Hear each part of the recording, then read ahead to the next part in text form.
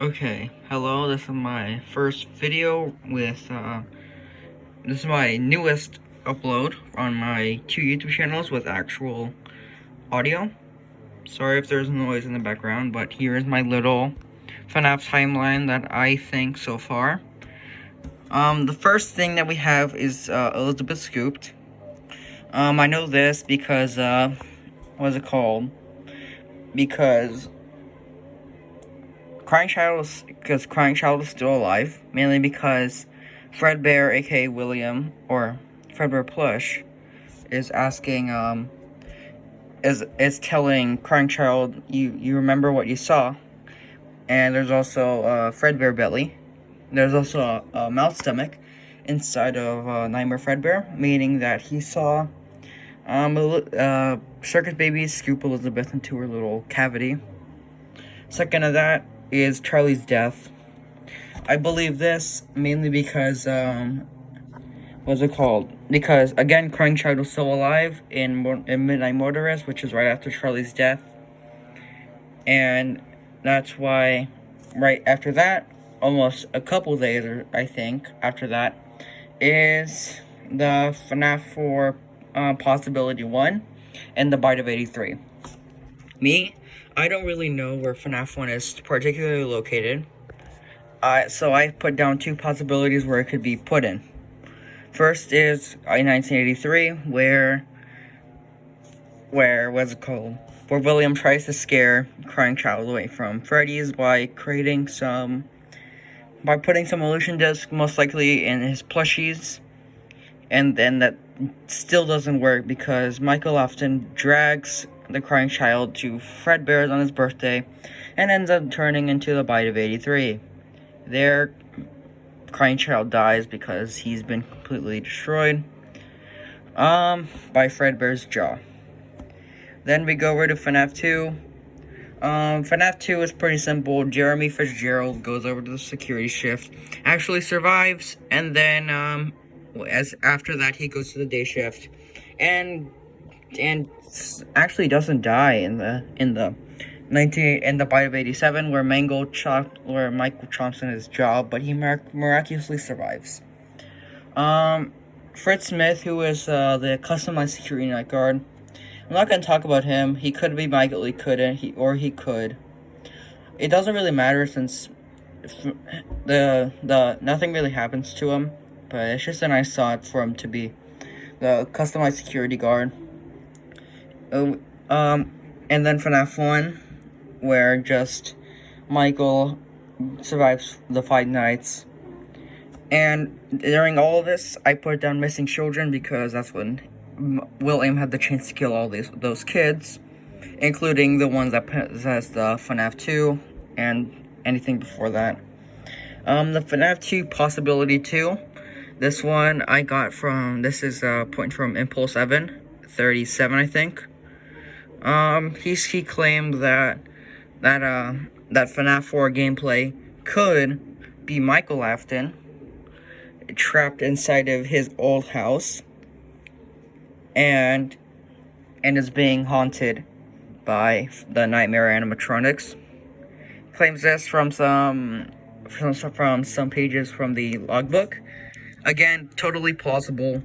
I just don't know yet because we haven't been confirmed by Scott. But yeah, those are two very, very possible locations for the FNAF 4. After this, we go to the creation of the fun times, where... These spring locked and creation of the fun times are... I think I wrote this down a little backwards because what happens is that William, he breaks down the FNAF 1 animatronics. He gets the remnant and creates the fun times, not including Ballora and Circus Baby, since those two are way older. And then he gets spring locked. Personally, I think that the 4th and 5th night for spring locked, I think those are different times, just because it makes more sense for the FNAF 1 kids to possess the fun times, which is true, based on the novels. I know not everything in the novels is canon, but I like to believe that just like Fazbear Fright books, some parts are paralleled, like the names William and Charlie. Somewhere in between all of those three, I put this location down where William says, "Hey, Michael, can you go over to my little bunker for circus entertainment and rentals and go retrieve your sister? She's been trapped in there for almost like 20 years, I think." Yeah, let's just say 1980. Wait, no, this happens in probably 2000. Let's just say around 20 years. Then again, Michael gets scooped, Ennard gets out, Baby gets ejected from Ennard, and then they both become separate entities. Babyless Ennard becomes Walt and Freddy, and Wires of Circus Baby go and she creates herself Scrap Baby. Then they all conveniently meet up in an alleyway with the puppet. And then the events FNAF 6 burns down, and Michael and everything is gone.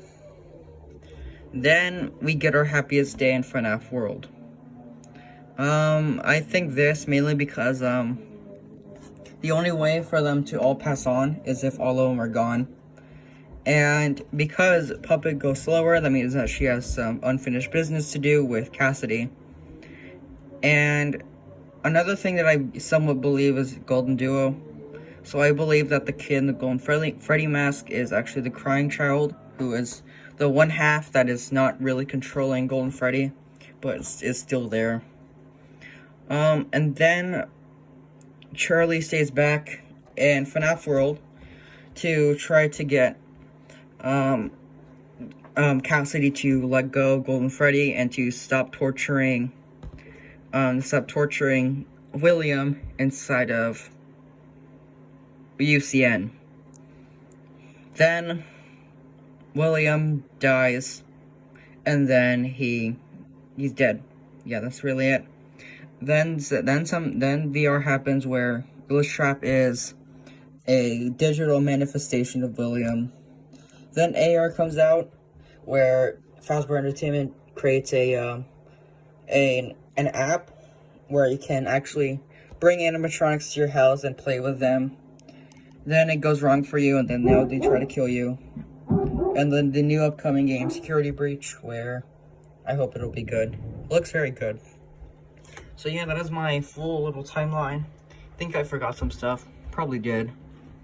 But anyways, that is really it. And I'll see you guys in the next video.